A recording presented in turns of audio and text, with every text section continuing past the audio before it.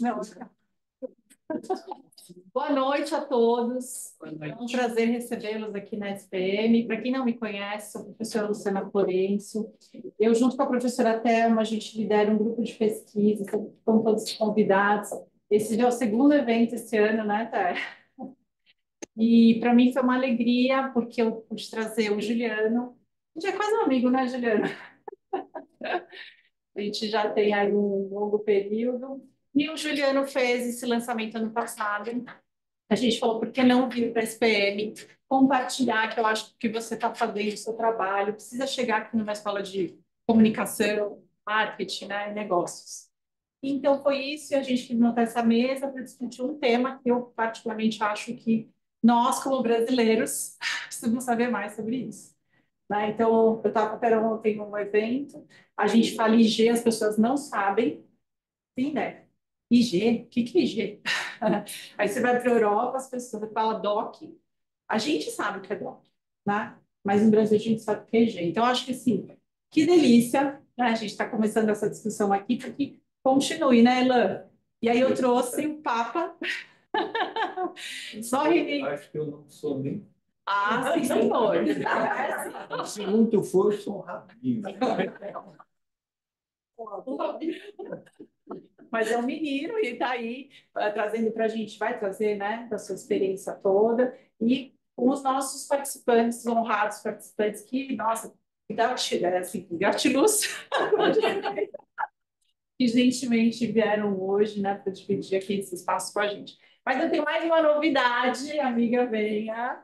Eu queria apresentar para vocês, Cristiane, essa amigona mesmo, viu, parceirona. Longa data. De longa data, a gente fez o doutorado juntas. Uma pena que o professor Décio não está aqui, porque eu já estaria em lágrimas, chorando.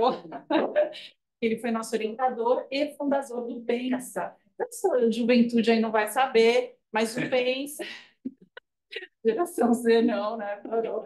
Ah, sei lá, já me perdi na adolescência. Enfim, então, o Pensa foi o princípio, né, dessa discussão do agronegócio dentro da universidade. Então, era uma ideia de você. E ele trouxe, né, o professor Décio, o professor Gilberto Farina, trouxe o conceito de cadeias agroalimentares, agribusiness, agronegócio. E é muito conhecido lá fora, né? E hoje a Cris está aqui liderando o Pensa, né? E eles hoje estão lá dentro da FIA. Tá? Então, é o nosso primeiro evento juntos. Ou ela está representando a FIA, mas a FIA tem muito mais pessoas ali, né? Mas, enfim, então acho que para a gente começar essa ideia de construção mesmo, interinstitucional, que acho que a gente consegue ir mais longe, né, Ilan? É. Então, vamos lá, Cris, por favor, se apresente. Então, meu nome é Cristiane Leles, eu sou professora do PENSA, como a Lu falou, o Centro de Conhecimentos em Agronegócios, aqui é a nossa aqui, estamos lá dentro da FIA Business School. O PENSA foi o primeiro centro a estudar realmente os agronegócios, toda a sequência, então, da produção até chegar no consumidor, todas essas etapas. E para mim, foi um grande prazer quando a Lu convidou, primeiro porque é café, tem uma verdadeira paixão por café, né? A gente trabalhou, Juliana acompanhou na Universidade do Café por 22 anos para ele Café, onde a gente fazia vários cursos. O Juliano foi nosso aluno no curso de especialização em gestão do agronegócio café, quando era recém-formado ainda. Não vou falar quanto tempo faz isso, né? Começa a complicar. E também agradeci muito o convite, porque é a primeira oportunidade da gente trabalhar juntas, né? Então, FIA e SPM, numa ação pré-competitiva, né, para levar conhecimento para os consumidores. A gente vê, principalmente nos grandes centros, que falta esse conhecimento. Muita gente fala, não quero saber de agronegócio. Agronegócio é ruim, né? E agronegócio produz alimento. Então, a gente tem que saber de onde vem esse produto, estimular práticas como essa de IG, indicação de origem, indicação geográfica, para que valorize, agregue valor para os produtores. E o IG ainda tem a vantagem de melhorar práticas sustentáveis. Então, você pode aumentar o valor, melhorar a condição de vida do produtor e melhorar a condição do ambiente, ou seja, todo mundo ganha. Né? Mas, para isso, o consumidor tem que valorizar lá na frente. Então, é uma cadeia que tem que ser reconhecida. Né? Então, esse é um dos trabalhos. O Juliano está de parabéns pelo livro, né? Contribuiu bastante, mas a gente vai falar já já disso. Né? Legal. Obrigada. pela primeira vez em anos de eventos do GP, eu estou com uma cola. Então, eu vou chamar o meu querido amigo, colega aqui do PPGA. PPGA é Programa de Pós-Graduação em Administração, né? Então, precisa saber também, né? E o professor é uma honra, né? A professora é pesquisadora aqui do PPGA, doutora em Administração de Empresas pela Fundação Getúlio Vargas, mestre em Administração pela mesma instituição, engenheiro de produção pela Escola Politécnica da Universidade de São Paulo e pesquisa o tema de competitividade de indústrias brasileiras com ênfase em cadeias globais de valor, arranjos produtivos locais, exportação de bens e serviços e comunicação entre culturas nacionais. E hoje é líder de um grupo de pesquisa interinstituições e indicação geográfica. Muito bem-vindo, professor.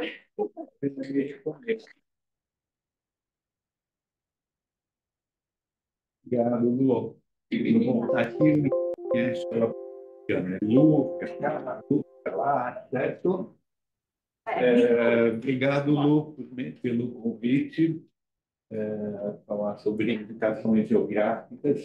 Se vocês não têm ideia do que se trata, eu nunca falo, até muito pouco tempo atrás, 3, 4 anos, eu também não tinha ideia.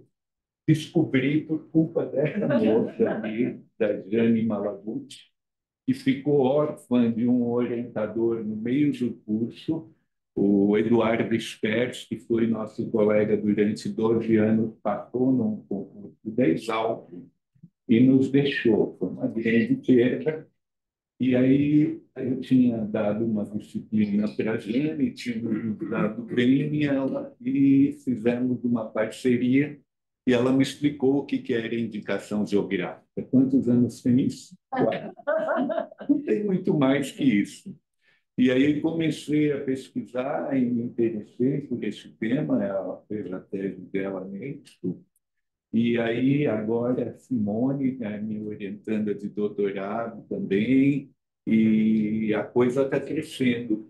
Eu tenho um grupo de pesquisa no CNPq sobre indicações geográficas, tem um projeto FAPESP grande que está para sair aí, que me chamaram. Então, está rendendo, está rendendo. Hoje, contar uma historinha para vocês. Tem um professor famoso, que do nome, obviamente, eu esqueci, né? E diz que quando um professor maduro na carreira, já próximo do final, gosta muito de literatura, ele faz uma tese sobre as personagens femininas na obra madura do escritor tal, né? E o recém-formado, quando ele gosta de literatura, ele escolhe como tema a literatura hoje, não é? Isso é uma história que eu uso sempre para falar para esse corta, corta, corta, não dá para falar de tanta coisa. Hoje eu resolvi atacar de recém-formado, né? Então, meu tema é apenas em 15 minutos falar do que nós estamos falando e o que está acontecendo no Brasil e no mundo em termos de G, em 15 minutos. Ah, óbvio que vai ser uma ideia muito rápida. Primeiro, eu brinquei, mas realmente que bicho é esse, né, IG? A gente conhece muitas IGs. Vocês conhecem muitas IGs? Champanhe, queijo canastra, vinho da região do Vale do Vinhedo, café do Cerrado, agora é uma IG, não é? Mas o que é o conceito, né? Então, são regiões que pleiteiam, junto ao INPI, Instituto Nacional de Propriedade Industrial, o direito de usar, com exclusividade o nome de uma região para nomear a origem dos seus produtos. Então, essa região vai ao INPI, fala, olha, meu produto tem características únicas, ou tem fama, e aí o INPI examina, concorda ou não concorda. Se ele concordar, então essa região passa a ter exclusividade sobre o uso desse nome. Vocês lembram, alguns também talvez lembrem que há muitos anos, na garrafa do Guaraná vinha escrito Guaraná Champanhe? Pois é, não vem mais. Porque champanhe é uma marca exclusiva da região. É diferente de uma marca que normalmente pertence a uma empresa.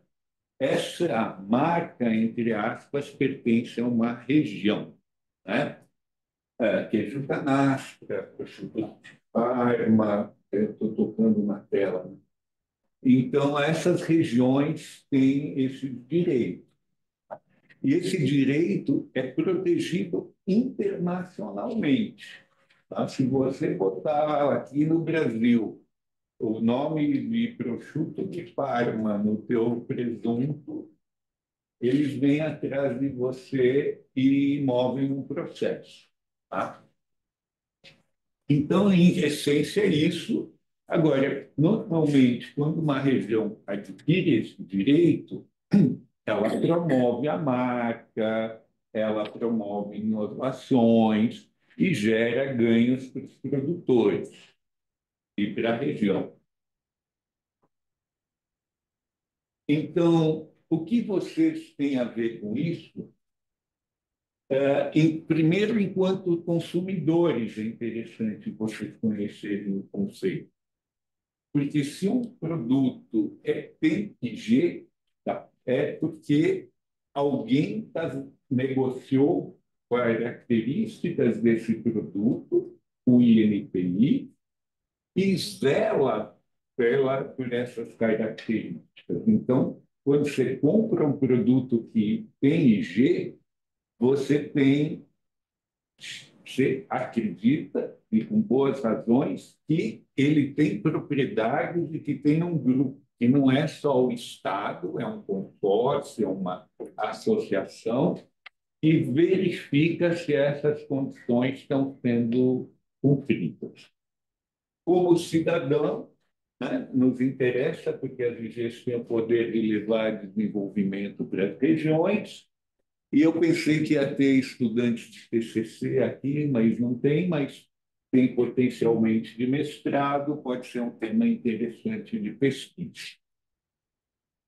Por exemplo, esse salame está mofado porque é característica dele ou porque ficou muito tempo, né? Se ele tem IG e tem um rótulo de IG, você acredita que ele está mofado, porque isso é uma característica da IG. Aqui é o galo negro, que é um símbolo muito valioso dos vinhos da região de Chianti. Então, se o vinho tem esse galo aqui perto da rolha, você pode tomar o vinho sabendo que ele foi produzido na região de Chianti e que ele tem características, sabia disso? E que ele tem características de. Ai, você, ele tem características de vinho que alguém atestou que ele tem essas características. Bom, agora que vocês já sabem tudo sobre IG, né? Vamos conversar o que falar sobre IG nesse momento. Tá?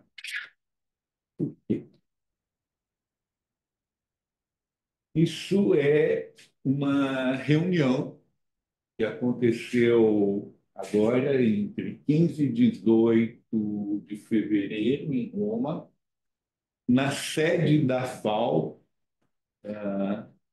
quem me ajuda, a FAO, Food and Agriculture Organization, reuniu mais de 400 pesquisadores de mais de 50 países por 3 dias só para discutir IG. IG é um tema que está ganhando muita notoriedade, muitos países investindo em ter IGs, indicações geográficas reconhecidas nacional e internacionalmente. Então, agora eu vou contar para vocês como que está a situação das IGs no mundo em um slide. Óbvio que eu vou pegar um aspecto, certo? Há, no mínimo, 3 grandes grupos de G no mundo. Os italianos.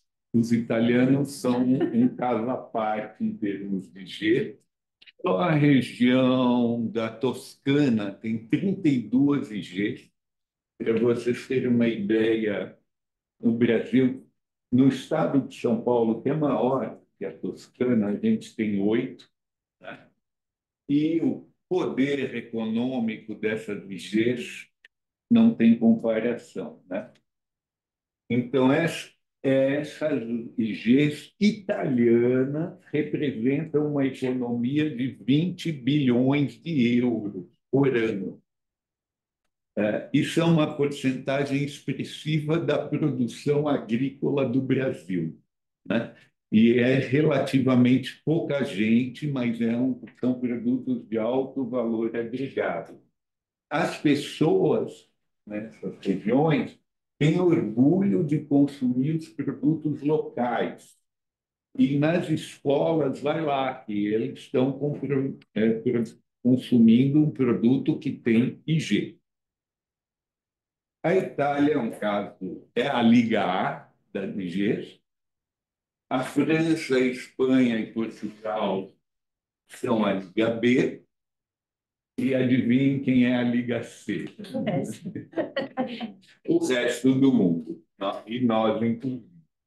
Então, a gente tem muito interesse institucional e crescente nisso, as instituições estão se interessando, mas, normalmente, os produtores das IGs não se envolvem. Alguém, o prefeito, quer que você tenha uma IG, o SEBRAE quer que aquilo vire uma IG, né? Mas os produtores não sabem o que é IG e não visualizam o potencial. O Tarnabal está acenando positivamente com a cabeça e ele é uma autoridade 10 vezes mais do que eu. E as ações estão desconectadas aqui e a gente, cada um puxa para um lado essa saída, né?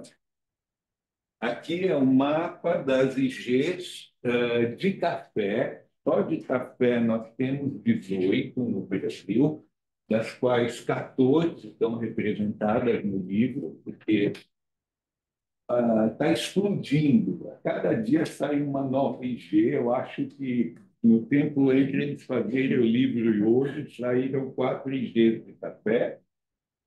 O Cerrado está aqui, né? Mas temos várias, né? É onde nós temos mais IGs, compreensivelmente. Tem cerca de 300 municípios pleiteando ou na fila para considerando serem IG. As secretarias de desenvolvimento, de agricultura estão acordando para o potencial das IGs.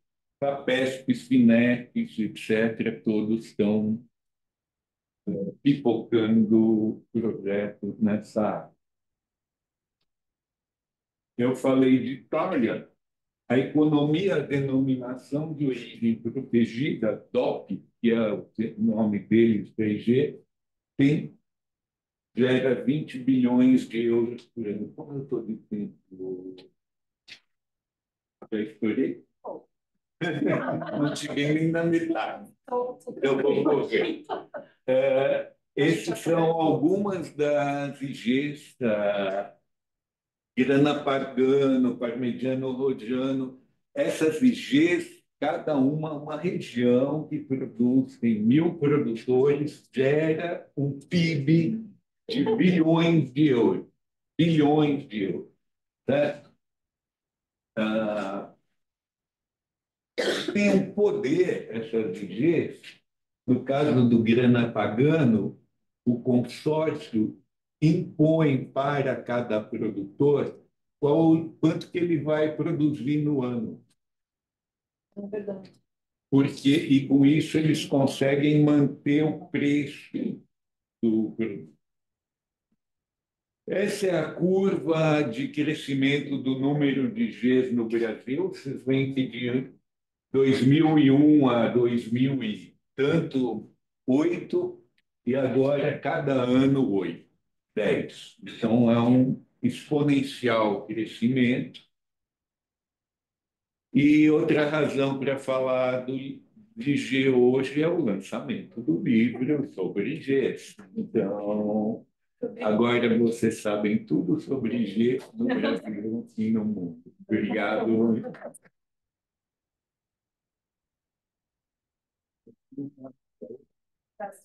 Professor, qual foi a primeira IG aqui no Brasil? Lá em 2002 foi Vale dos Vinhedos? Vale do Vinhedo 2002. Vinho, né? Vinho, né? Então, eu vou chamar agora a Simone Goldman Batiste, formada em zootecnia, mestre em ciências pela USP, estudante de doutorado, nossa doutoranda aqui na SPM, orientada do professor Ivan Clichy, foi terceirizada no SEBRAE, no programa Sistema Agroindustrial Integrado, atendendo agricultores familiares com necessidades de melhoria na gestão e acesso ao mercado. E desde 2011 é funcionária do SEBRAE e atua como consultora de negócios, foco em projetos agronômicos.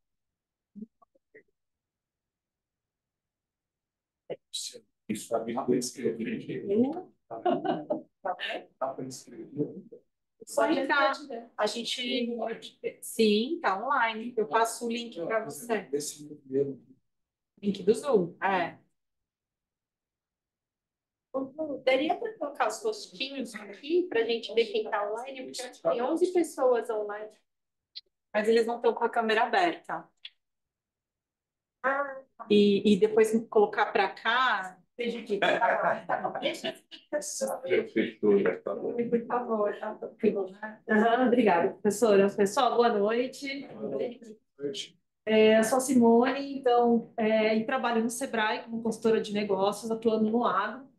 E então, vou falar um pouquinho de como o SEBRAE atua com as IGs, porque desde que eu entrei como funcionária em 2011, esse assunto começou a surgir porque eu trabalhava numa cidade que era Franca, que tinha as duas primeiras indicações geográficas do estado de São Paulo, que era o calçado de Franca e era também Alta Mogiana, que estava lá. Então, eu acabei me apropriando do assunto e fui atrás e trabalhei com isso, me apaixonei pelo assunto, tá? Mas, como funcionária do SEBRAE, eu atuo de acordo com o que a minha casa manda a gente trabalhar, né? Então, eu trouxe aqui algumas diretrizes e estratégias, tanto do SEBRAE, que fica em Brasília, o SEBRAE Nacional, que eu vou mostrá-lo aqui, né? Essa aqui é a sede do SEBRAE Nacional, que fica lá em Brasília, e ela tem uma pessoa que é a gestora dos projetos de IG, que se chama Uda de Oliveira, e o outro sobrenome eu não consigo falar, que é meio complicado, né? Então, a UDA, ela traz para os estados as estratégias que o nacional determina ali para as indicações geográficas, e tem outros papéis também que ela exerce. Tá? Bom, e eu vim trazer essas estratégias e tudo que a gente faz. Bom, a gente tem, né, um site, né, que se vocês entrarem no site do INPI, né, que é Instituto Nacional de Propriedade Industrial, que faz o reconhecimento e o registro das IGs, se vocês entrarem no site, vocês vão ver que tem um link para esse site aqui, que são os dados, né, que o SEBRAE trouxe bem resumidos, que é o catálogo das indicações geográficas brasileiras. Aqui vocês vão abrir, né, SEBRAE Origens, vocês vão ver todas as indicações, as 129 indicações geográficas reconhecidas e registradas. Você clica no nome ou clica, né, em qualquer momento, vocês vão ter todas as informações sobre aquela indicação geográfica. Como é que é o território, como que é o produto, como são as pessoas, qual foi a história que está por trás dessa indicação, né, desse reconhecimento. E também eles têm ali os cadernos de especificações técnicas, então vocês conseguem acessar esses cadernos, baixar os cadernos, ler como é que eles trabalharam, tá? É bem interessante. Outra coisa, né? A UDA, ela trabalhava na época, lá quando o Sebrae começou a trabalhar com indicações geográficas em 2002. E a Raquel, era a UDA e a Raquel, né? Raquel Minas. E elas construíram, em parceria com a INPI, alguns manuais em PDF que explicavam passo a passo para as indicações geográficas, né? Então, o que que eles traziam? Primeiro, os conceitos, né? Então, se vocês clicarem nesse site, entrarem, clicarem nesse ícone, ui, quase que fiz andar, clicarem nesse ícone, vocês vão ver ali como se fosse um PDF com muitas fotos e a explicação, né, de como é que é uma IG, que é DO, que é IP, como é que funciona, né? Depois, você, nesse outro ícone, registros e alterações. Então, como que eu faço para registrar uma indicação geográfica? Eu já sou uma indicação geográfica registrada, como eu faço para alterar, por exemplo, a minha área de atuação, ou às vezes a espécie, né? Eu quero sair, eu quero ter um, não quero mais IP, eu quero agora uma DO. Então, aqui estão as regras para isso, tá? Controle, né? Oi, toda indicação geográfica, né? Elas têm também, você precisa ter um controle para saber garantir para o consumidor que aquele produto realmente é daquela indicação geográfica, né? E que ele segue todos os requisitos ali que estão no caderno de especificações técnicas. Mas como fazer esse controle? É um autocontrole? É um controle interno? É um externo? Né? Então, aqui nesse livro também que elas fizeram, vocês conseguem ter essas informações.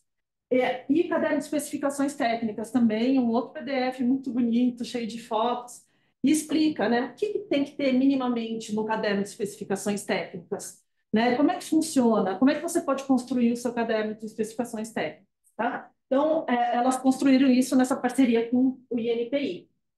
Elas participaram também, né, eu falo assim, a gestão estadual, que o de Raquel, naquela época, trabalharam também com essa criação desse selo de indicações, selo brasileiro de indicações geográficas. Porque quando você reconhece e registra uma indicação geográfica, você pode fazer um selo próprio com a marca do produto, né, ali da indicação geográfica, né, com o seu signo distintivo, mas também você pode usar esse selo brasileiro, tá? Que na Europa é muito usado também. Então, elas tiveram uma parte ali na construção disso. Bom, o Sebrae Origens, né? Então, ultimamente tem sido feito um evento especificamente de indicações geográficas que se chama Sebrae Origens, Origens Brasileiras. E aí, esse ano passado foi aqui em São Paulo, já teve em Minas, já teve no Paraná, né? Então, são eventos que elas promovem para discutir indicação geográfica e com entidades também, não só brasileiras, mas entidades também da Europa, né? Então, acho que o ano passado veio de uma indicação geográfica da Espanha, né? Falar nesse evento. Então, foram 3 dias de palestras, e teve também, as indicações geográficas puderam expor os seus produtos ali para que as pessoas que participaram dos eventos conhecessem, comprassem, adquirissem, né? Então, essa parte de promoção de eventos específicos de IG, para que as pessoas conheçam, para que as pessoas valorizem os produtos, também é interessante. Eles também, eu acho que foi faz 2 anos, esse daqui é uma feira de culinária, né?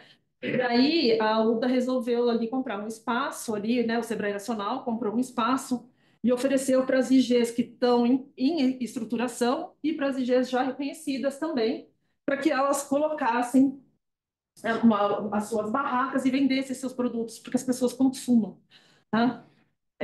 Outro exemplo assim de feira, por exemplo, tem a Semana Internacional do Café, né, que acontece em Belo Horizonte. Aí o Sebrae Nacional ele compra um stand e oferece para que todas as regiões coloquem ali os seus produtos e divulguem os seus produtos, né? Inclusive as regiões que ainda não foram registradas, né, como IG, mas é um sucesso, né? Você tem ali cafés diferentes de várias regiões, né? Inclusive o café robusta, né? A gente tem bastante agora também nas feiras, como bem interessante. Nesse mesmo site vocês vão ver várias publicações, né, que o Sebrae faz também, cheias de fotos muito boas, bonitas, falando, né, só de café ou só de mel, é, como é que funciona, por exemplo, um benchmarking de sistemas digitais. Então, por causa de pesquisas que são feitas pelo Sebrae também. Bom, e aí até o Juliano estava comentando comigo hoje. Aqui a gente tem também, pessoal, um projeto de digitalização de IG que o Sebrae Nacional também está encabeçando.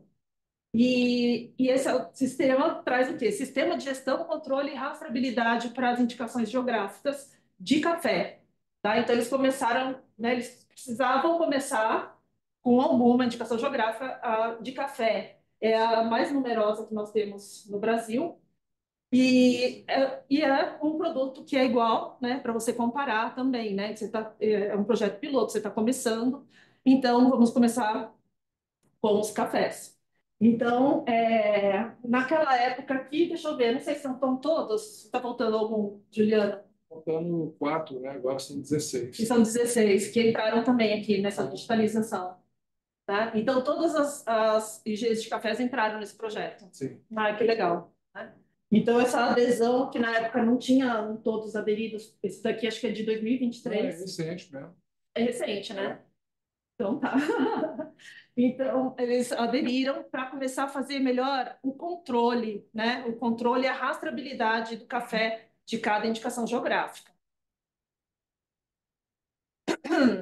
E aí, pessoal, uma outra coisa que o Sebrae Nacional faz é o diagnóstico, né, professor? A gente trabalha bem isso daí. Diagnóstico de potenciais indicações geográficas e diagnóstico também das indicações geográficas já registradas. Em 2020, o Sebrae fez essa pesquisa e o resultado, né, por exemplo, a gente teve no estado de São Paulo uma indicação geográfica que ainda estava em processo de estruturação, que passou por esse diagnóstico em 2022, recebeu um resultado de que era um potencial, sim, para se tornar uma indicação geográfica, e em 2022 conseguiu o seu registro, tá? Que foi Garça. E o que foi esse diagnóstico? O diagnóstico identificou que ela tinha potencial, mas também tinha o que ser melhorado. E passou para o escritório regional trabalhar, do Sebrae. Então, o Sebrae atuou junto com a entidade, né, o substituto processual, vamos melhorar o que for, até que eles conseguiram essa indicação geográfica, tá? Conseguiram esse registro. Então, é um caso assim que em 2 anos, depois do diagnóstico, saiu o registro deles. E nesse diagnóstico de 2020, que saiu a publicação em 2021, a gente teve diagnosticados. Obrigada. A gente teve diagnosticadas. Obrigada, professora. Uma bolinha.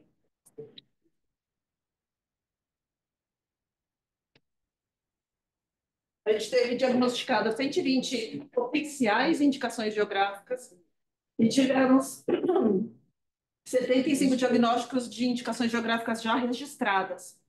E esses resultados, eles foram para os estados, né? Então, o Sebrae Nacional divulgou para os estados, os estados mandaram para os escritórios regionais.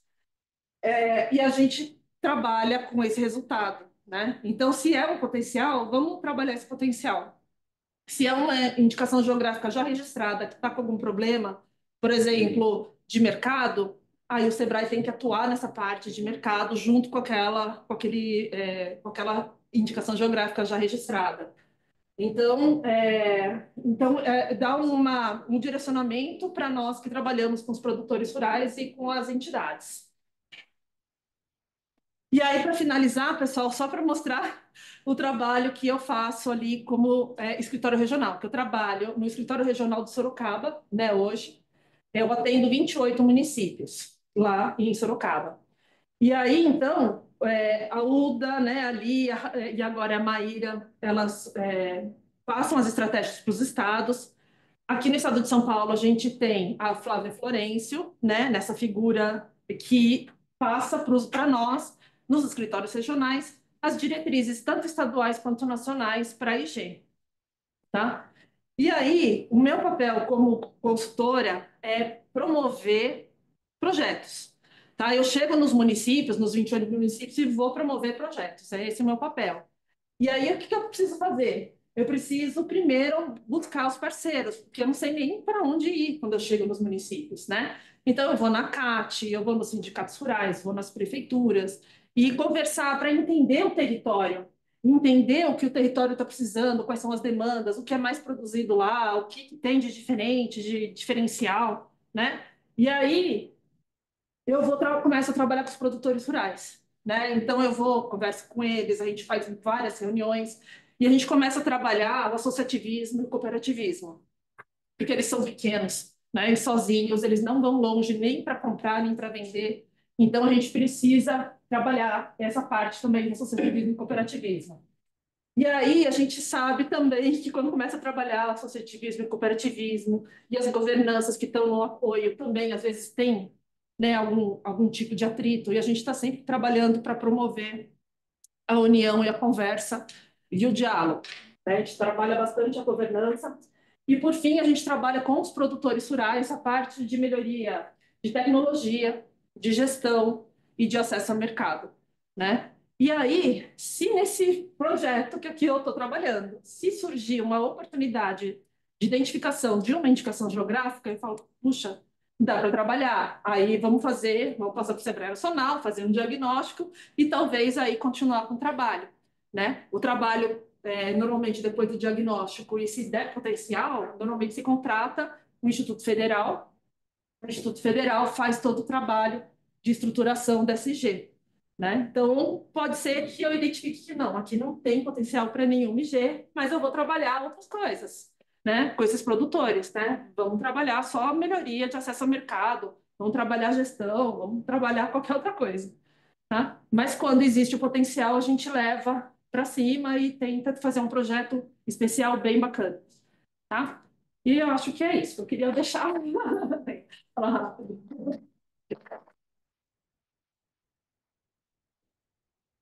Bom, agora vamos ter a honra com Suzana Barelli, que é jornalista brasileira especializada em vinhos, colunista de vinhos do Caderno Paladar, do jornal Estado de São Paulo, da Rádio CBN, com o Momento do Vinho, que eu escuto bastante. Chique. Suzana também é coautora do Guia dos Vinhos, atualmente em sua segunda edição, e publica um vídeo semanal com notícias do vinho em seu Instagram.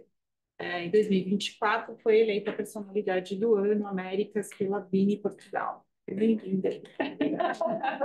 Como vocês podem ver, eu respiro vinho, né? O currículo não falou. Eu sou socióloga de formação, nem lembrei de pôr no currículo, né? Estou numa academia e tal. Mas eu realmente respiro vinho, eu trabalho com vinho há muito tempo. E foi interessante que eu cheguei aqui, eu já soube uma apresentação nova. Comecei a trabalhar com vinho antes de 2002. E eu descobri e eu acompanhei como é que teve a primeira indicação de procedência dos vinhos, que era pela Provalho.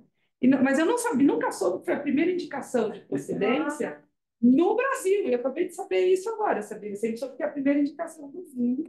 E como a gente está hoje? Primeiro, a gente aqui está falando muito IG, IG, IG. No mundo do vinho, ninguém usa o termo IG. É assim, a gente usa IP, né, indicação de procedência, e hoje em dia a gente tem 11 indicações de procedência. E usa denominação de origem, que é o DO, e a gente tem duas DOs no Brasil, né? E aí vamos começar. A história toda, como falou, começou na Serra Gaúcha, definindo regras para a produção de vinho. O Brasil, quando essa discussão começou, todo mundo falava assim: o Brasil está muito atrasado. Porque assim, a primeira denominação de origem que se tem notícia, alguém tem alguma ideia, ou seja, o vinho? Vinho do Porto, exatamente. Em que ano? 1753. Exatamente. O Marquês de Pombal, ele determinou os marcos pombalinos, que fez? Restringiu a região onde se podia plantar uvas, que depois davam origem ao vinho do Porto. Só que esse movimento foi um movimento que ficou ali em Portugal, ficou meio restrito em Portugal. A questão da denominação de origem, que é o que a gente chama muito na Europa, ou a apelação de origem controlada, que é a sigla em francês, isso ganhou muita força a partir no começo do século passado.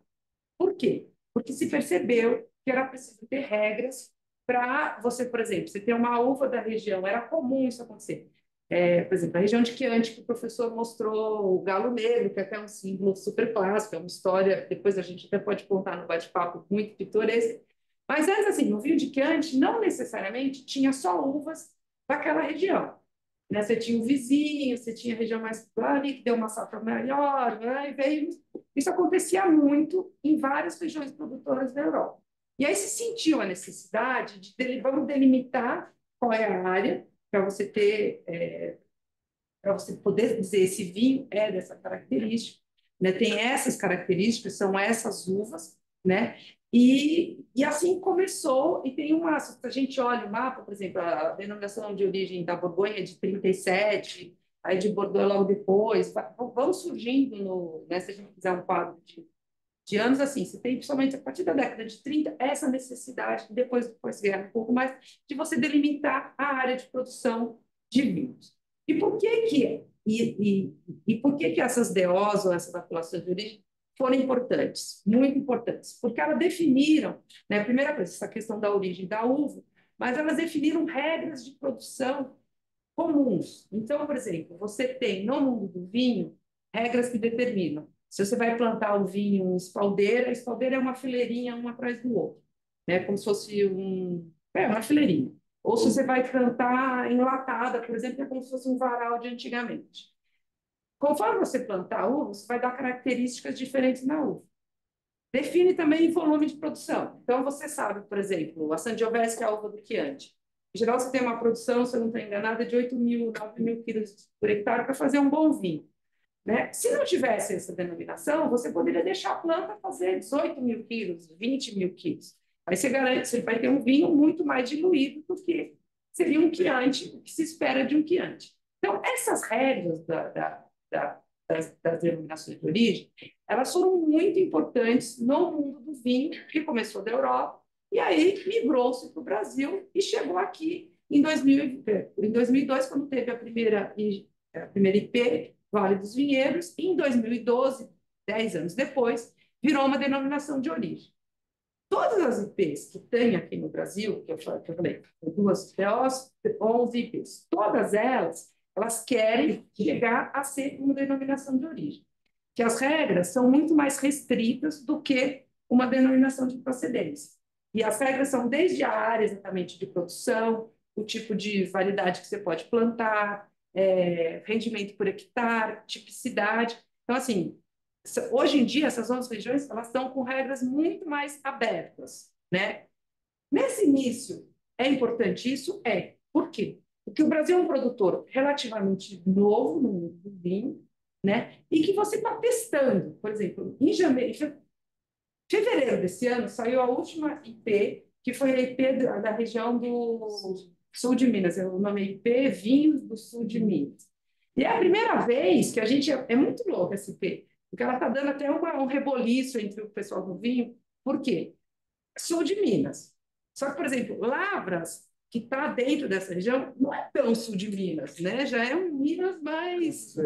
Né? Então, assim, não é sul, mas está dentro da IP. E é a primeira vez que você tem...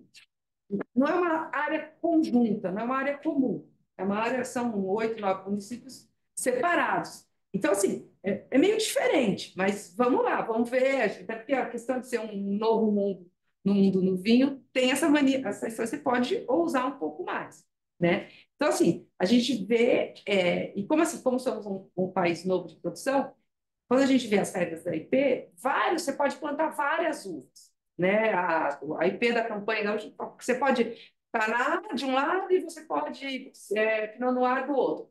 Eu citei dois nomes de uvas, que são uvas que têm características muito diferentes e ciclos produtivos muito diferentes. Por exemplo, a Pinot Noir, eu não vou saber de cabeça agora, mas entre brotar e você colher é tipo 90 dias. A Taná é 112, 115, né? Não confio muito nesses números, só na ordem de grandeza. Então, assim, você fala, mas pode duas uvas tão diferentes na mesma região? Será que pode? Será que não pode? Hoje em dia vale. Quando você chega numa denominação de origem, essas regras vão ficando mais restritas, né?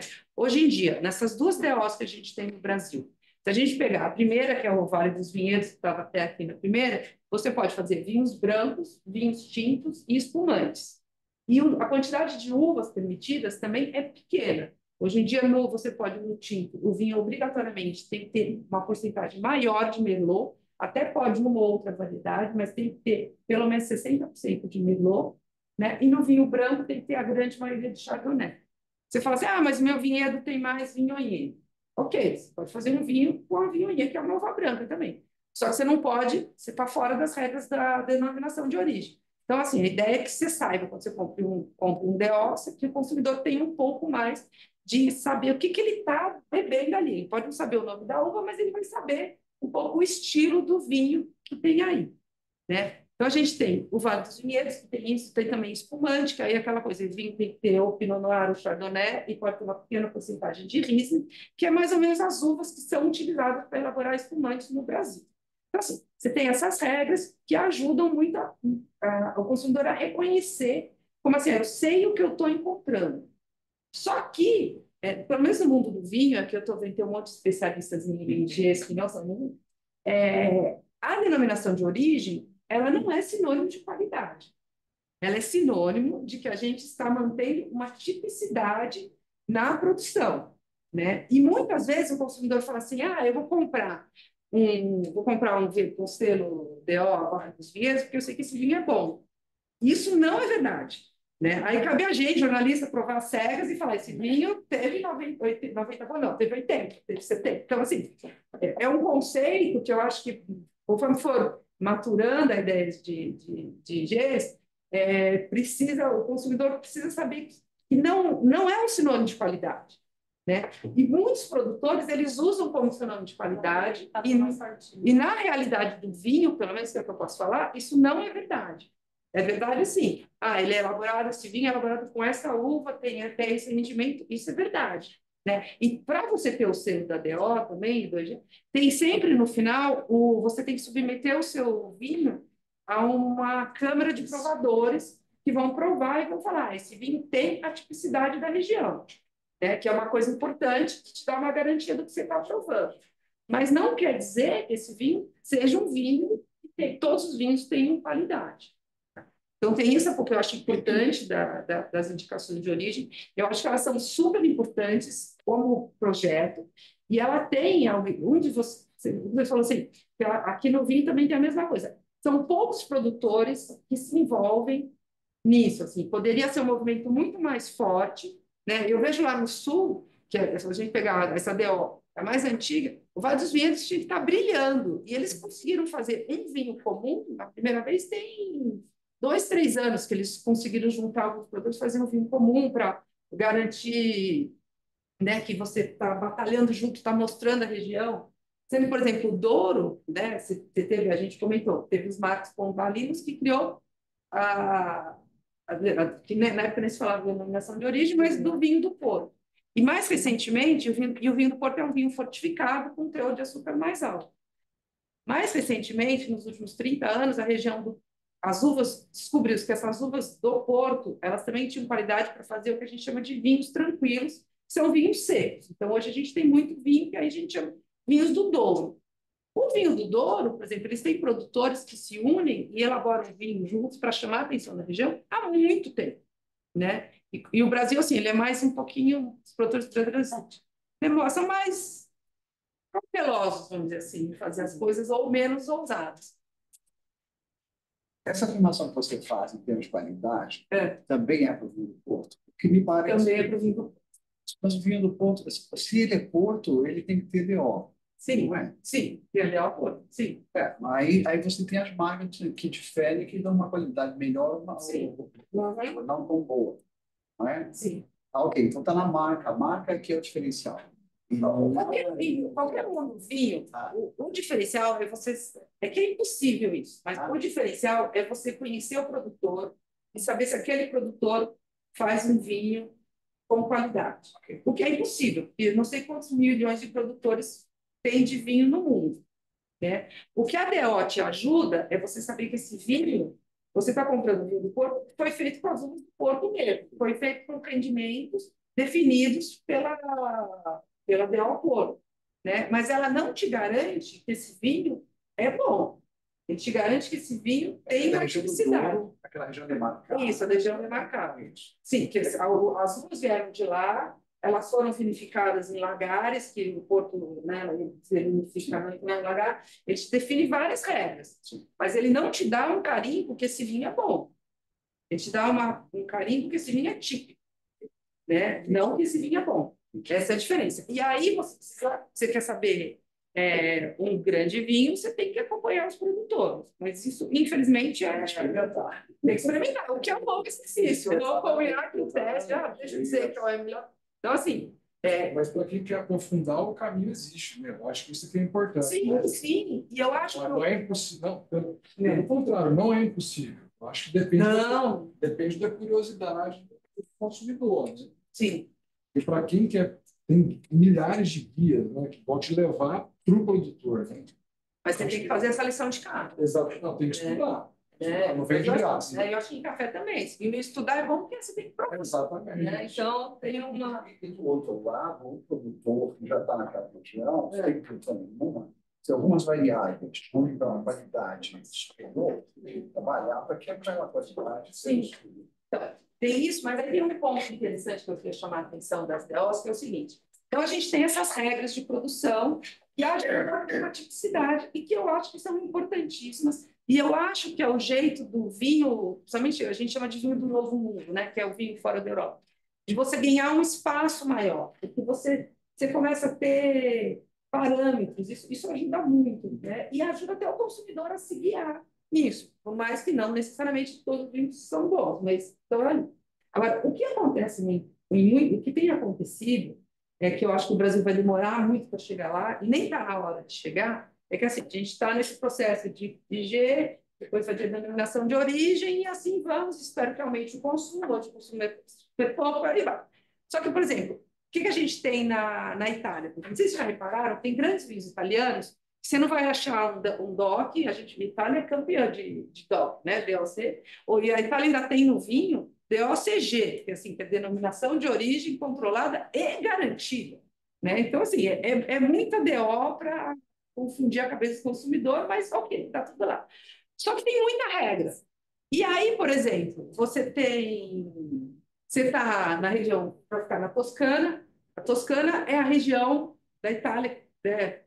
Tem Firenze, Florença, Pisa, né? São cidades muito históricas, e onde reina uma uva que chama Sangiovese, né? Que é uma uva que assim, ela é perfeita, eu sou apaixonada por Sangiovese, ela é perfeita para harmonização, ela tem uma acidez que vai com molho de tomate muito bem, Só que aí um belo dia um produtor falou assim, posso plantar a Cabernet Sauvignon aqui? Você sabe que a Cabernet Sauvignon, ela vende bem, ela tem um nome forte, ela dá um vinho mais concentrado, o consumidor gosta, eu vou plantar. Só que a Cabernet Sauvignon, ela é uma variedade. E a Itália tem uma coisa que é muito legal, ela é muito ciosa das suas uvas. E a Itália é o país que tem mais variedade de uva, né? Primeiro Itália, depois Portugal. Só que o cara resolve plantar um Cabernet Sauvignon 6. E essa uva se dá super bem na região. Só que ele não pode fazer o vinho. Né? Aí o que ele faz? Ele começou a vender como vinho no geral, vinho da tábua. Né? E hoje em dia você tem o IGT, que é vamos dizer assim, uma saidinha para você dizer que você está elaborando um vinho de acordo com várias regras, mas esse vinho ele foge da denominação de origem. Né? Então, assim, o que é o que virou uma questão nas DOCs? É assim, a DOC acaba engessando a produção. E aí você começa a descobrir que você, no mundo do vinho, e eu falo só pelo mundo do vinho que eu conheço, putz, grila, mas se eu, em vez de eu fazer um vinhedo de espaldeira assim, eu faço de Y assim, que pode dar um rendimento, e agora ainda mais está tendo aquecimento global, eu tenho que resolver um jeito que a minha uva mature de um jeito diferente. Aí eu começo a fazer regras de produção que contradiz com a DOC. E aí, como é que eu fico? Entendeu? Você tem, por exemplo, na Europa, 99% das denominações de origem você não pode irrigar. Como é que você faz agora que não chove? Você irriga, e aí você perde o direito de usar o selo da DOC, né? Então, tá vindo uma série de questões que eu acho muito interessante. Em vários anos, os produtores chegam no comitê de regulação e falam: olha, eu preciso irrigar. Né? E aí, às vezes, a comissão que aprova fala: ok, esse ano você pode irrigar. Mas, às vezes, essa autorização de irrigação vem depois que a nós morrendo no vinhedo, entendeu? Então, assim, a gente vive hoje uma questão que, assim, é necessária, eu acho que é super necessária, né? Mas, como é que se concilia com essa questão da viticultura, está descobrindo novas áreas, novas técnicas de produção, novas uvas, né? Por exemplo, se a gente for Bordeaux é a maior região de produção de vinho da França, e é super conceituada dos grandes Bordeaux, mas tem muito vinho, né? Bordeaux é a maior produção, não é só dos grandes Grand Crus, ela tem um monte de vinhedos muito mais simples, né? E você tem, nas tintas, você tem 6 variedades que são autorizadas, plantadas em Bordeaux. Que é a Cabernet Sauvignon, Merlot, a Cabernet Franc, a Malbec, a Carmener e a Petit Verdot. São as 6 tintas de Bordeaux, que são plantadas há 200, 300 anos ali na região. Só que agora, tem vários produtores falando: putz, mas a Touriga Nacional é mais resistente a esse calor, a essa mudança de clima. Mas não, eu tenho que plantar a Cabernet Sauvignon. Só que a Cabernet Sauvignon ela é maravilhosa, só que ela tem um ciclo longo. Né? Aí ela vai e pega geada no meio do caminho. E aí, como é que você fica? Né? Aí, o que aconteceu? Por exemplo, na França agora, eles autorizaram, tem 2, 3 anos, eles autorizaram outras variedades. Você pode plantar outras variedades de tintas, são 6 tintas, eu não vou saber de cabeça, eu sei que a Cabernet Sauvignon, a Touriga Nacional é uma delas, também uma variedade, eu até falei na CBN hoje, que é a Marcelin. Então, assim, também os comitês das denominações de origem, eles também estão falando: putz, a gente tem que ser um pouco mais maleável, porque com essa mudança que tem de clima aqui no mundo é muito relevante, não só no vinho, o que a gente pode fazer? Né? Como é que a gente faz com que a produção continue mantendo? Tem hoje em dia uma discussão muito grande. Na Borgonha, você tem, pelas regras do DOC, você só pode plantar tintas a Pinot Noir e em raros pedaços você pode plantar Gamay. Né? Mas hoje em dia, e Gamay é a uva do Beaujolais, que é ali do lado. Hoje em dia, a gente sabe que a Gamay ela é muito mais resistente à mudança de clima que está virando e as geadas que têm atrapalhado muito a Borgonha, do que a Pinot Noir. Então, tem produtor que já fala: ok, Pinot Noir é maravilhosa, é o que eu mais gosto, que eu quero, que tem autorização.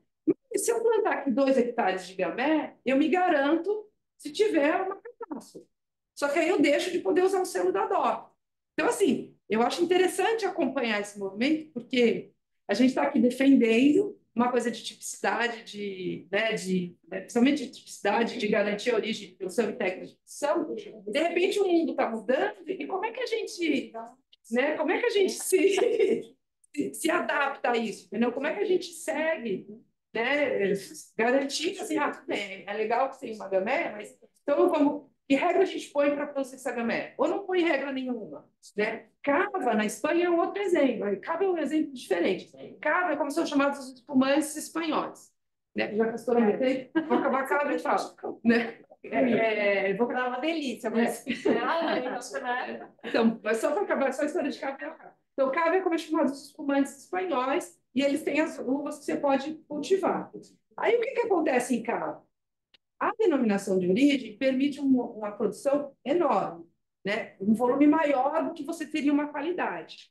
Aí o que acontece? Os melhores produtores de cava saíram e fundaram entraram numa outra denominação que garante que tem um vinho com maior qualidade. Eles não querem ser reconhecidos como a DO, porque a DO está ganhando uma coisa meio pejorativa entre quem entende. Então eu saio da denominação, crio uma outra denominação, porque eu quero uma coisa mais de qualidade. Então, tudo isso está acontecendo no mundo do vinho, espero que vocês tenham gostado.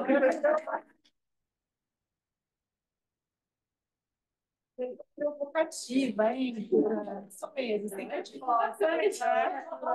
Gente, para pensar aqui, eu lembrei do artigo que eu escrevi com o Juliano, e ele me contou essa história, né, Juliano? Depois você pode compartilhar. Você foi lá visitar a Itália e tomou essa consciência, né, da qualidade, dessa coisa toda. Enfim, vamos discutir. Então, agora sim, vamos chamar, né, Juliano Tarabal. Juliano Tarabal é engenheiro agrônomo, especialista em gestão do agronegócio do café pela USP, MBA em gestão empresarial pela Fundação Getúlio Vargas, atua no café há 28 anos e no segmento de indicação geográfica há 16. Atualmente é diretor executivo da Federação dos Cafeicultores do Cerrado e membro fundador do Instituto Brasileiro dos Cafés de Origem. Muito bom! Eu lembro do Juliano, a gente num evento da ABIC. Lembra disso? Acho que sim. E eu achei esse menino, assim, é isso, esperto. Ele Tive bons professores, né? Pessoal, boa noite. tem PTT. Prazerão estar com vocês aqui nessa noite, né, na Escola Superior de Propaganda e Marketing. Convite da Luciana, né, que foi uma professora lá em 2009. Conta essa data. Começou a dar aula com 20 anos, né? Ela dando aula na pós-graduação com 20 anos, né? A menina lá, ainda é, né? A gente está novo, né? E da Luciana e da Cristiane, né, que é do Pensa, que Pensa moldou minha forma de pensar, né, Cristiane? Acho que eu te falei isso. Eu fiz agronomia, mas eu não gostava sabe, aquela coisa de, eu vou trabalhar com defensiva agrícola. Eu não me via nisso, eu queria trabalhar na geração de valor, né? Então, o Pensa moldou minha forma de pensar. O Pensa é muito importante, né? Mantenha a chama do Pensa, porque o professor Bessa Zilberstein, Samuel Giordano, Marcos Tava Neves, enfim, formou pessoas brilhantes que realmente orientaram, né, o agronegócio brasileiro por uma outra via, fora da porteira, né, de agregação de valor. O professor Ilan, né, a gente troca muita ideia sobre GES também, estou com os amigos do café aqui também, do Celso Grande, enfim, nossos parceiros da Elo 3, né, que produziram o livro. Pô, pessoal, né, a gente veio para lançar então esse livro aqui em São Paulo. O lançamento foi o ano passado, na Semana Internacional do Café, em novembro. E agora a gente vai fazer uma rodada, né, percorrendo aí algumas capitais. A gente quer também elaborando um projeto para poder rodar também em todas as regiões, né, que tem indicação geográfica, para levar esse conhecimento para os produtores, né? Não dá para entrar nesse assunto a fundo, mas é cultural, tá, professor? Nosso país, a gente precisa evoluir na educação, todos os aspectos. Então, isso é totalmente cultural, tá? O produtor não está tão engajado ainda porque falta cultura para ele e para o consumidor também. O nosso consumidor, independente da classe social, é bastante pobre do ponto de vista. Quando a gente estruturou esse livro, a gente é um projeto de longo, né, tem bastante tempo que a gente começou a moldar, estruturar, pensar o projeto. Chama A Revolução do Café Brasileiro, regiões com indicação geográfica. E essa revolução, a gente quis trazer esse posicionamento, porque é uma revolução, porque está trazendo um protagonismo dos produtores, né? Então, os produtores estão liderando esse movimento de estruturar seus territórios. Indicação geográfica é muito mais que regra.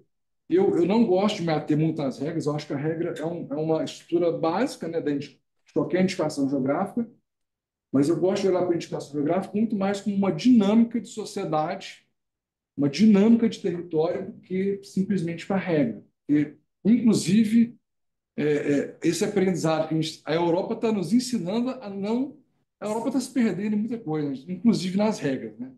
A Odiar é um exemplo que eles estão se perdendo muito.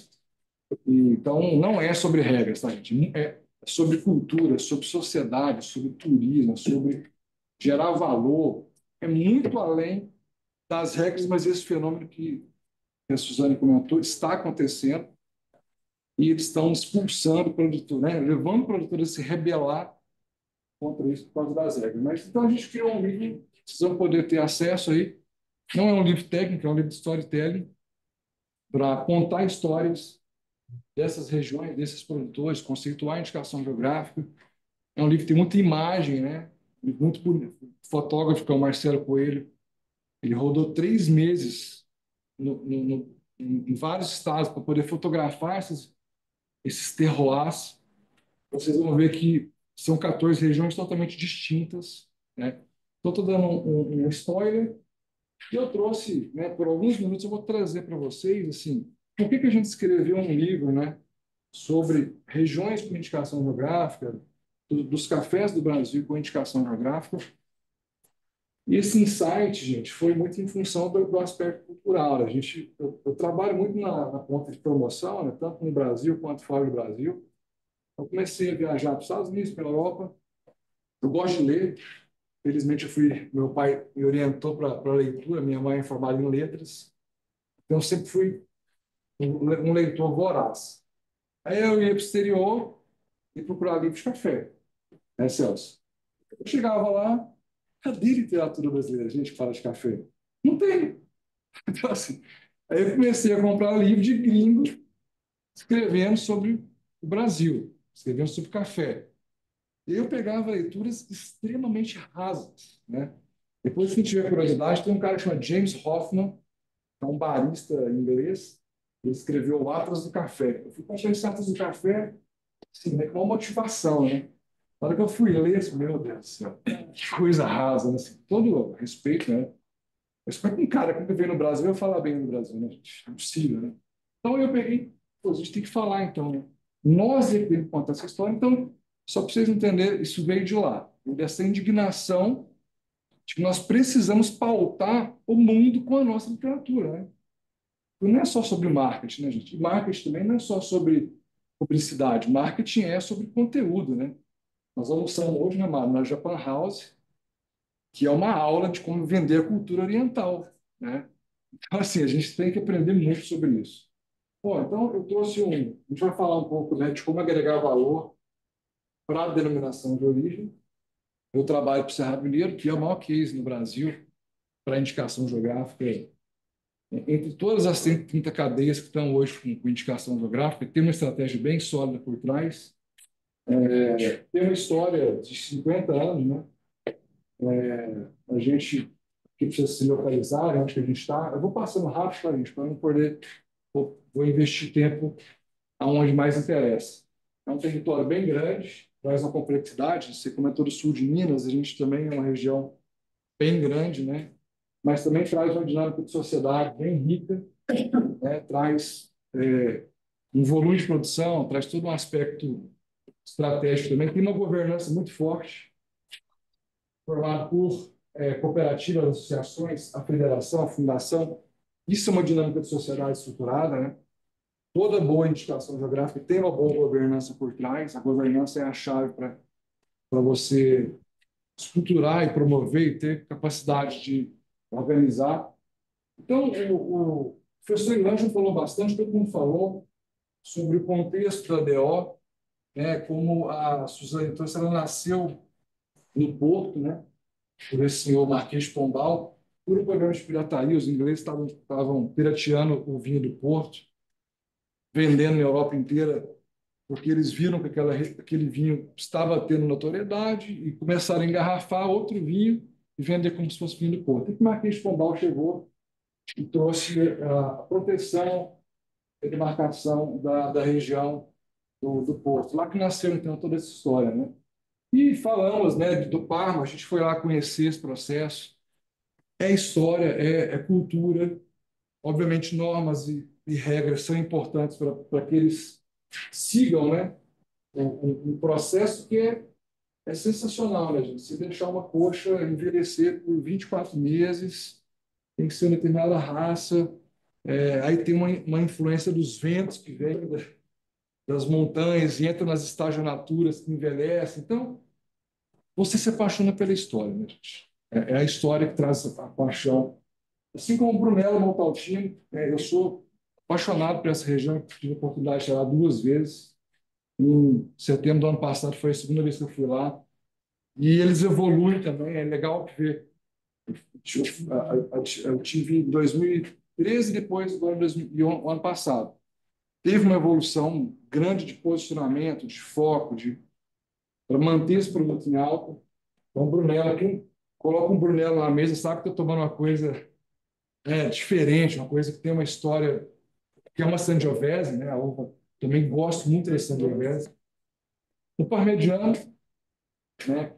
Dispensa comentários, inspira produtores do mundo inteiro. Então, são produtos exclusivos, autênticos, artesanais e com identidade única, né? Então, você está tomando a identidade, a história, né? Você não, a regra é uma coisa que está por trás. O consumidor, né? Eu gosto muito de pensar no consumidor, né? Então, a gente leva um posicionamento mais sexy, né? Um posicionamento mais agradável, mais simpático, porque é sobre isso que a gente tem que falar, né? Então, é a junção do território, né, do homem, que é o saber fazer, né? Imprime, né, o conhecimento, isso que forma, né, uma DO. Como que a gente gera valor, né? Vou passar rápido, já é um processo bem complexo, tá? A gente fala complexo porque é de longo prazo, né? Então, no Brasil, a gente é muito imediatista, né?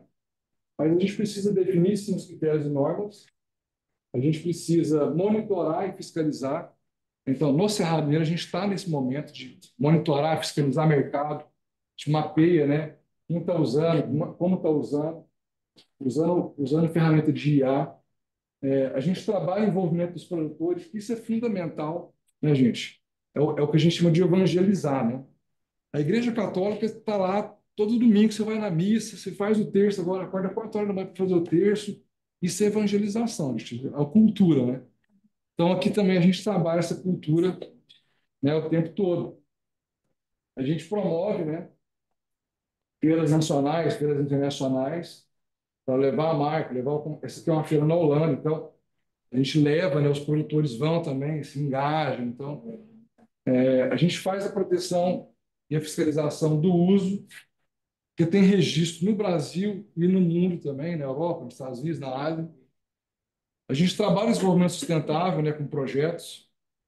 Hoje a questão da água é super importante, a gente tem uma organização para cuidar da água lá.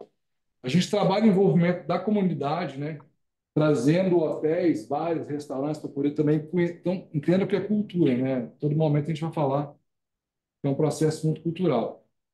Trabalha a avaliação de resultado, né? Parcerias, diferenciação de produto, né? Tentar trazer a identidade da região para os produtos que são comercializados também pela região. Pesquisa e inovação constante, governança fundamental, né? E liderança comprometida, né, gente? Esse é o nosso vice-presidente, esse é o presidente atual, o Mário conhece, o Mário trabalhou a sucessão, né, desses homens. O Glaucio foi aluno, né? O Glaucio foi aluno também do... Então, assim, essa foto de liderança, eu estava comentando, né, é fundamental, né? Dentro de um território, você tem liderança, o processo fica meio capenga, né? E o que isso gera de benefício, né? A gente tem a valorização da identidade, né? Essa identidade ela se valoriza, ela passa a ser reconhecida. A gente tem reconhecimento dos produtores, né? Com premiações, com homenagens. Então, ele passa a ter orgulho em pertencer a essa região. A gente tem aumento da demanda, né? A gente tem um produto hoje com um selo da região para mais de 50 países, né? Com a Ilha Café. A gente teve um lançamento mundial ano passado na Itália, né? Fizemos uma roadshow grande lá, lotaram uma estação de metrô inteira, promovendo o café da nossa região. Então, tem um aumento de demanda.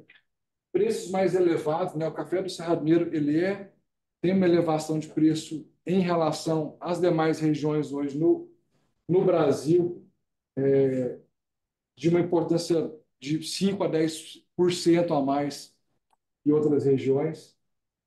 O desenvolvimento econômico geral da região, né? O turismo, a gente tem agora um projeto estruturado de turismo. Se vocês que estão aqui, né, quiserem ir para lá hoje, a gente pode orientar as rotas. Sábado passado, agora eu estava com minha família numa rota lá, uma propriedade de 12 hectares. O casal está entrando no turismo para poder agregar mais valor, né? vender esses pacotes, super legal, uma experiência sensacional do lado de Uberlândia, então dá para você pegar um voo, passar um fim de semana lá e conhecer propriedades, tudo isso. Aqui, né, um almoço. Na colheita, então, é a preservação da cultura, né? Mais competitividade, né? Quando se fala em rastreabilidade, a gente tem tudo isso nesse pacote. Aí as ferramentas, né? Plataformas, selos, enfim, tem a diferenciação para o consumidor, né? Então, o consumidor hoje ele toma um Cerrado Mineirão, ele toma Mantiqueira, depois ele toma um Caparaó. Então, tem essa possibilidade de diversidade muito grande também. O reconhecimento da mídia, né? Essa foi uma das capas do Globo Rural mais vendidas na história, falando exatamente sobre a nossa denominação de origem e que nós miramos no vinho, né? Para trazer história e personalidade, porque e realmente a gente se inspira muito no vinho mesmo. Eu gosto de falar do termo vinificação do café, né? Para demonstrar que a gente está se inspirando no vinho mesmo. Bom, aqui é a questão mais técnica de como a gente mede, de resultado, não vou entrar. E hoje, né, o Brasil, então, o nosso livro, dei todo esse contexto para falar que o que o Cerrado Mineiro fez e faz, hoje tem mais 15 regiões que estão trabalhando. São 18, porque o Cerrado tem 2 registros, tem o oeste da Bahia, mas que não está operando. Então, as que estão operando são esses 16. Gente, cada uma dessas 16 regiões tem as suas diferenciações. Parece difícil, né? Nossa, mas tem diferença? Tem diferença no território, no terroir, no relevo, nas pessoas e na xícara.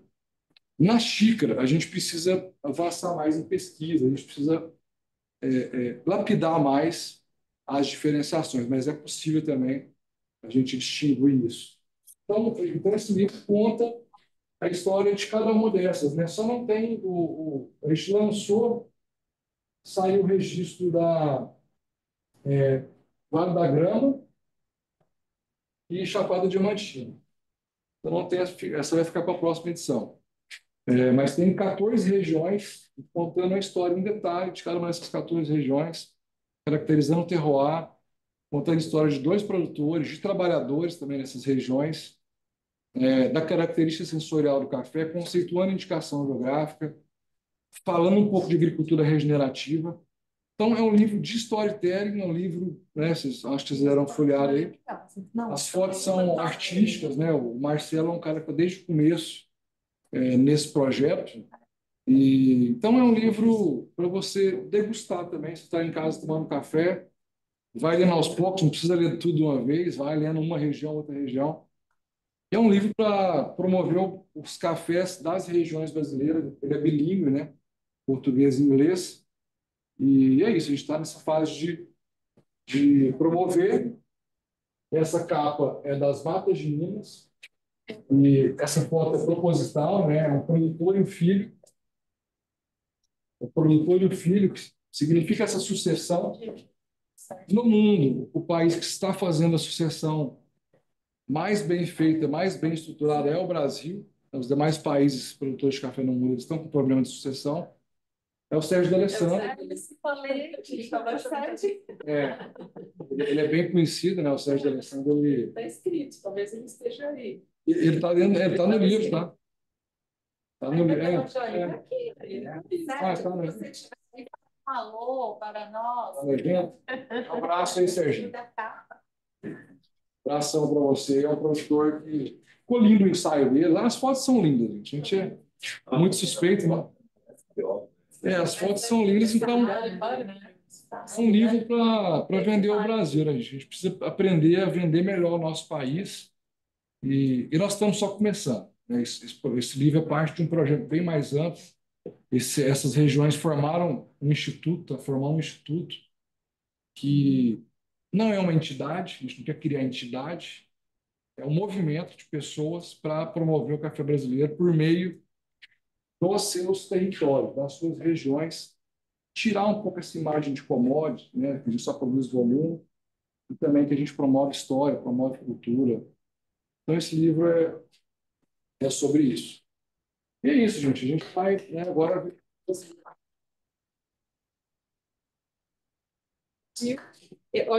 Ilan, você tem 10 minutos para fazer o fechamento aqui com essa.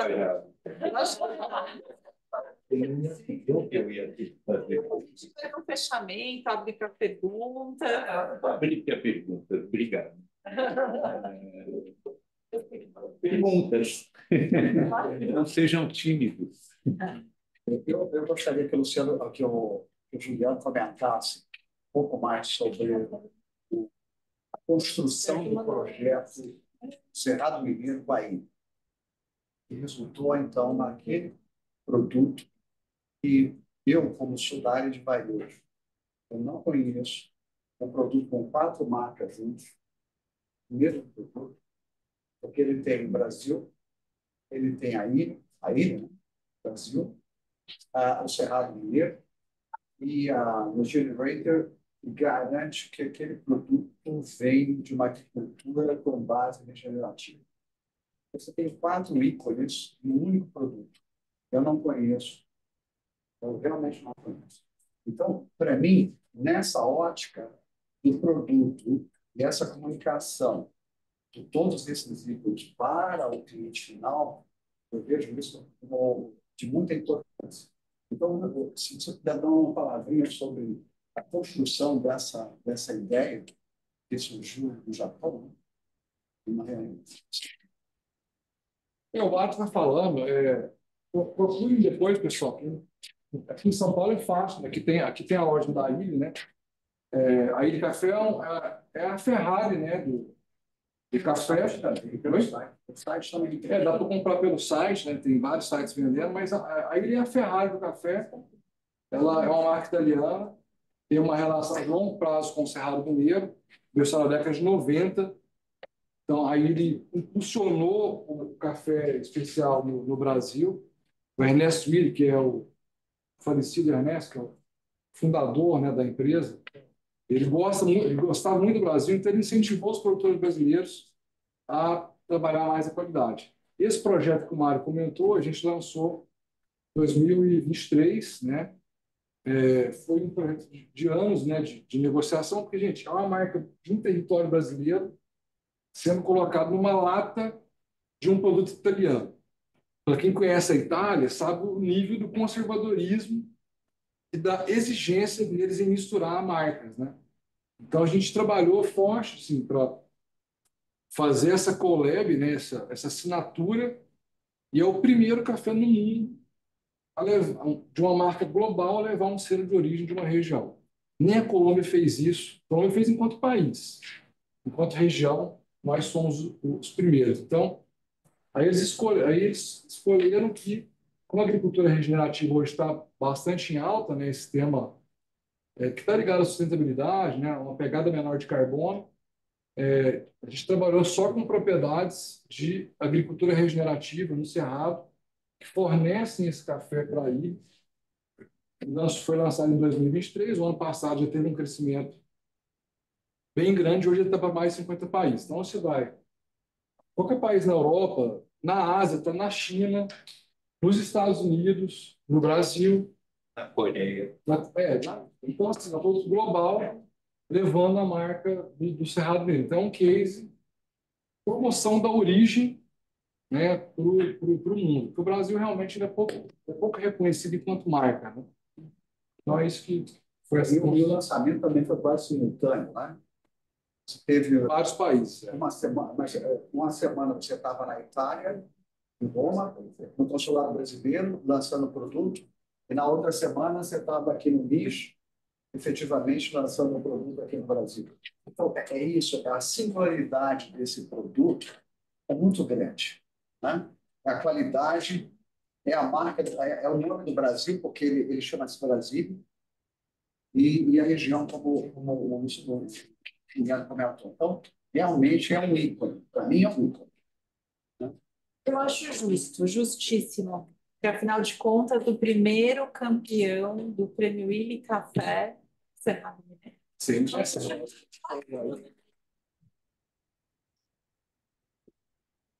Qual é o nome do produtor? Cris? Ele tem a... Ele está na Fornaro. Fornaro, né? Fornaro morreu esse ano, inclusive. Foi o primeiro. E a gente. 1992, mas Isso, e que ninguém imaginava. Essa foi uma grande surpresa, imaginava-se que viria do sul de Minas. Então, eu acho que Sim. Não quero ser perguntilho, mas vou fazer mais um comentário. A gente tem uma diferença do agro brasileiro para o agro nos Estados Unidos, na Europa, mesmo na Ásia. E lá, nessas áreas, se percebe o envelhecimento do agro, né? Então, a juventude não voltou ou não quer voltar. E o Brasil, ao contrário. O Brasil, a juventude está voltando para o campo, né? Ela vem para a cidade, porque é na cidade que acontecem as coisas, faz a sua formação e volta com aquela bagagem para o negócio, né? E desenvolve levando tecnologia, levando novas ideias, novas técnicas. Então, Juliana, você que está sempre com os produtores, comenta um pouquinho do que está acontecendo no Cerrado Mineiro, porque a minha percepção também é essa. Não, a percepção é correta. Eu acho que o agronegócio no Brasil ele está se rejuvenescendo porque virou uma grande oportunidade de negócio. E hoje essa interiorização, né, o retorno, né, muitos às vezes vieram trabalhar, né, em São Paulo, trabalhar em multinacional e está voltando para o campo porque está vendo oportunidade Quero formar aqui. em função da renda, né, ou for morar em outros países, né. Então, a gente tem esse movimento muito forte que é um diferencial de Brasil frente a outros países produtores, né, que não tem esse movimento de retorno dos jovens. uma das nossas convidadas palestrantes queria fazer uma pergunta para o Tarrão. tá. E aí eu vou abrir para mais duas aqui do chat e a gente pode depois comemorar. Consegue que não me perguntar. Mas a minha questão é a seguinte: a gente falou de duas Gs, né? Vinho e o café, e tem muita intersecção na sua história. E hoje em dia a gente vê na produção de vinho uma migração muito forte aqui, Serra da Mantiqueira, sul de Minas. Sabe? É como se o vinho estivesse entrando em regiões de café, até Paraná tem coisa assim. São duas culturas com questões muito parecidas de vamos, denominação de origem, como é que a gente vai pensar modos de produção, rendimento, tal, tal, tal. Como é que você vê como é que essas duas culturas poderiam se entrelaçar? Porque a gente vê, por exemplo, várias vinícolas que fazem vinho, mas fazem café. Como é que dá para as duas IGs andarem juntas? Elas podem andar juntas? Elas ganham com isso? Sim, sem dúvida. Primeiro que, assim, no Cerrado Mineiro, inclusive, eu quero pegar seu contato para te mandar vindo.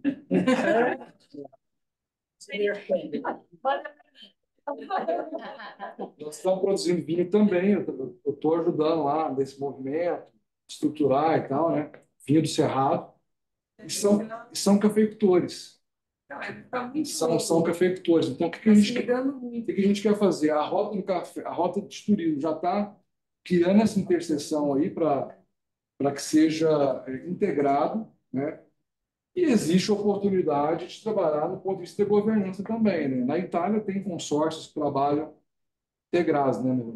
Na região do Parma tem lá consórcios que envolvem queijo, vinho. Na Itália, divisa com a Áustria, tem Sul de Tirol. Sul de Tirol é uma marca coletiva, tem vários produtos. Então, a gente está trocando ideias para integrar a governança também. Eu acho que isso vai acontecer naturalmente para somar know-how e a marca, né, ser uma marca guarda-chuva que congrega vários ingredientes. Do ponto de vista técnico, você divide os cadernos, né? O vinho vai continuar tendo dele, o café tem o dele, mas na estratégia a gente soma na divulgação, porque o vinho ele arrasta o consumidor, né? O café ele tem um movimento, mas aí os dois, então, imagina, café e vinho, né? E queijo. Ah, e queijo. Vinho numa cesta, né? A França tem uma teoria, né? Cesta básica. Não, uma cesta. Mas a França tem uma teoria para você desenvolver completamente a região, tem que ter uma cesta, né?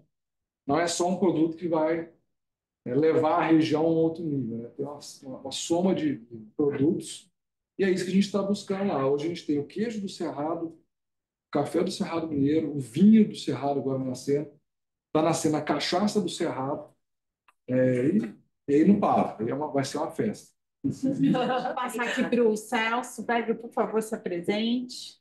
Celso, Autoridade. de Economia Agrícola, Secretaria da Agricultura do Estado de São Paulo. Tá, bom, nós estamos vivendo um momento agora de uma elevação exponencial de preços do café. Em que medida esse momento, que eu acho que vai estabelecer um novo patamar no mercado para o preço do café no mercado, que medida isso questiona, né, as regiões nessa questão de valorização? Quando tudo sobe demais, provavelmente plus, isso vai se encolher até ficar inexistente ou deixar de existir. Isso vai possibilitar essa manutenção dessa governança. Você não vai começar a vazar em função dessa oportunismo que os preços altos geram para todo mundo.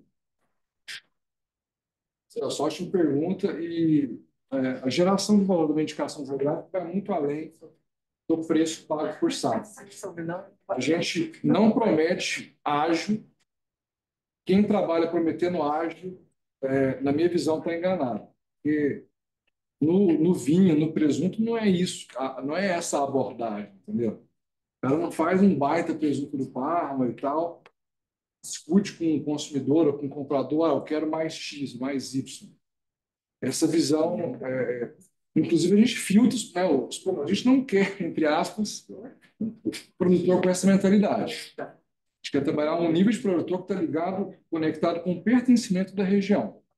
Aí eu tenho orgulho de pertencer a essa região, quero desenvolver essa região, quero promover essa região.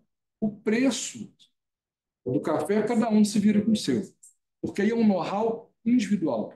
A gente não interfere em nada na comercialização. Comercialização quem faz é a cooperativa, é o exportador, é o produtor.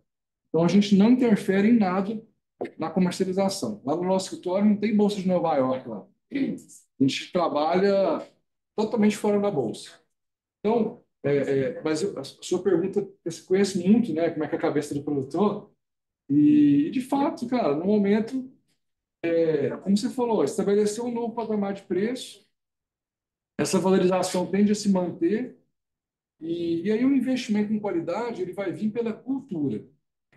Nós estamos saindo de um patamar, porque quem trabalha com café de qualidade, café especial, é muito mais um aspecto cultural do que um aspecto econômico.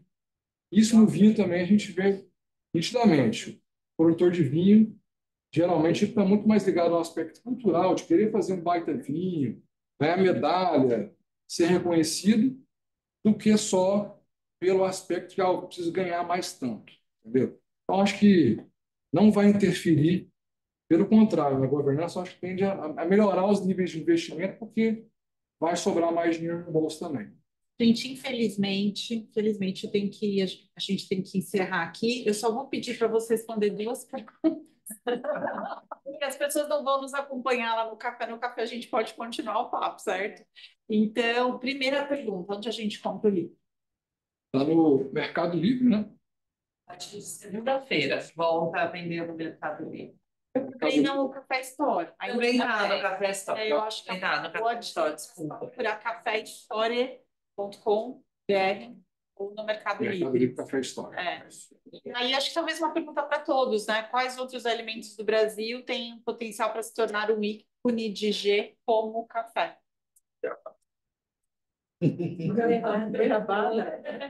Tem tantos, né? Tem até derivado de banana, tem cachaça, tem carne. Olha, eu diria para você que até arroz. Já tem de arroz, tem Arroz, feijão. cachaças, né? Tem queijos. O Brasil é rico demais, a gente tem que aprender a vender melhor. O cacau é importantíssimo. Cacau, tem gente de cacau também. Pessoal, eu queria agradecer muito, principalmente quem esteve aqui com a gente. Nós vamos agora encerrar. Ilan, por favor, suas últimas palavras. Não suas últimas, né?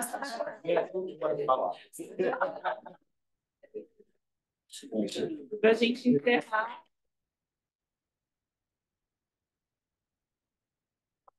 A gente está e vamos todos para cá. Eu só queria me despedir das pessoas em casa. Sérgio, que bom te ver. Adorei a foto, tá lindo.